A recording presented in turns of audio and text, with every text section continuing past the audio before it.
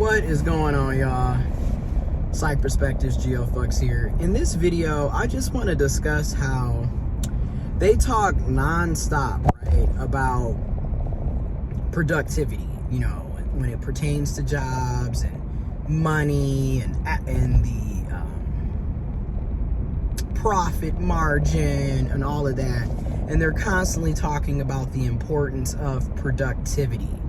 And again, I feel like productivity is a focal point to maintain capitalistic oppression. I'm gonna just keep it real.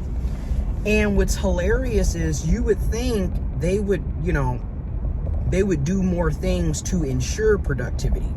The outcome part is we have the highest productivity we've had in years, in centuries, right? Because we have modern technology, okay? We have computers, we have a lot more smart, intuitive processes that allow us to be better at being productive. And the outcode part is it really doesn't matter that we're amazing with our productivity, because you're still gonna have to work regardless of how productive you are. And this also, to me, proves, are we really productive if we never finish the job? Because if you notice, at most jobs, most employers, the job never stops. It never ends. There's not a day that you get to not come in because you did a 400% productivity last week, so you don't have to come in next week. It's never that way. You still have to come in the following week, work the same work schedule that you did previously. And what cracks me up is when you sit, oh wow, it's 3 of the same cars. I see my car everywhere. Anyways, what's crazy is jobs pretty much make it where you're not incentivized to be productive. In my humble opinion, most modern day jobs, at least in the USA, you're not incentivized to be productive because you don't really get any benefits of being productive. You don't get any rewards from it. And what I mean by that is, arguably, a lot of these remote jobs could literally be done in less than 40 hours a week, and we all know that. However, we're not incentivized to want to do to get things done, because regardless of how you get it done, even if you get everything done for the week at your job and you're able to do that within 2 to 3 days with a regular 8-hour day, so we're talking about 16 to 24 hours, arguably, with a lot of these remote jobs. Even if you get all of your work assignments, all of your responsibilities, all of your tasks completed, why would you do that when you still have to show up the other 2 to 3 days? And this is what I mean by we're not incentivized to get anything done. Because we know we still have to show up 5 days, 6 days, 7 days, work your regular shift, whatever hours you work, whatever, days you work.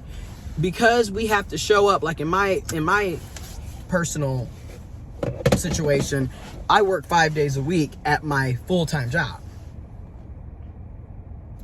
40 hours a week. Arguably, a lot of what we're doing could be done in 20 hours or less. But there's no point of getting everything done because you're still going to have to show up Monday, Tuesday, Wednesday, Thursday, Friday. So what ends up happening? What ends up happening is people end up procrastinating on purpose and pushing assignments off.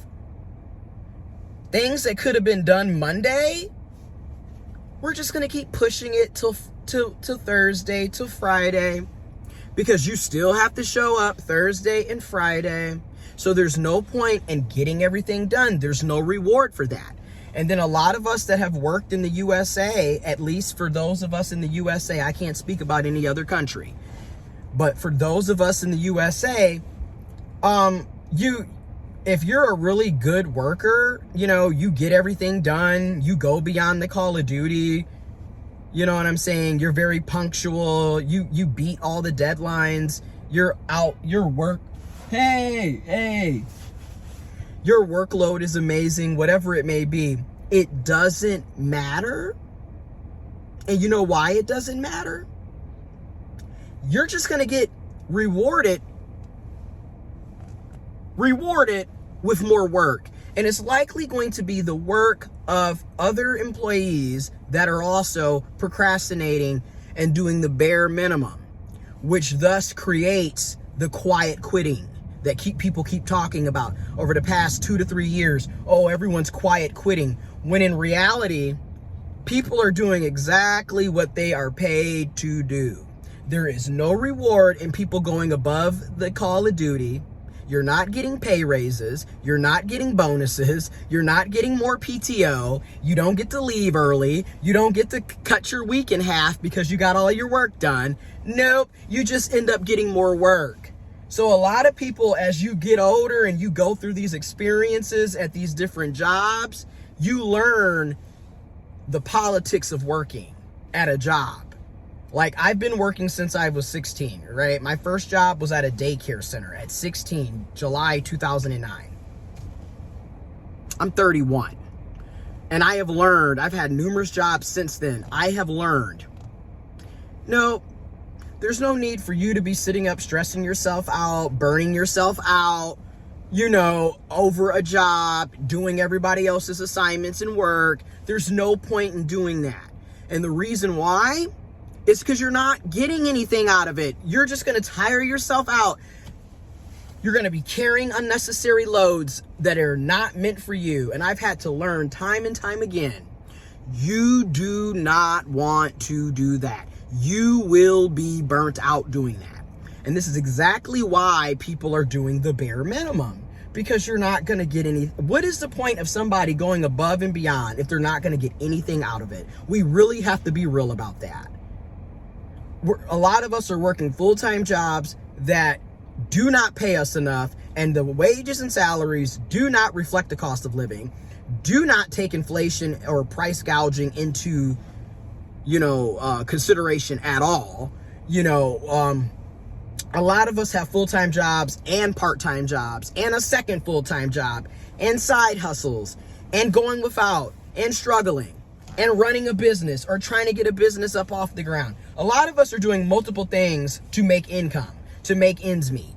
So again, a lot of us are learning, I'm not about to break my back for a job that will replace me in an instant. So a lot of people are doing that. And I wanted to just make this quick video to say, capitalism in many ways destroys productivity, and capitalism in many ways takes away the incentive for people to want to do more. Because what is the point of working more to be broke? What is the point of working more to still be poor and living check to check? What is the point? There's no reward in that. So it's kind of funny to me how capitalists, always, people, you work hard, you get far. No, you don't. You end up getting other people's work. A lot of people are working hard and they're still broke, they're still poor, and they're still struggling to make ends meet, even though they've been working hard. So a lot of times, like I said, we're encouraged. If you think about it, we're incentivized to procrastinate. I still got to be here tomorrow. So I'm not finna sit up here and stress myself out if that doesn't get done today. I still got to come in Friday. So again, welcome to late stage capitalism.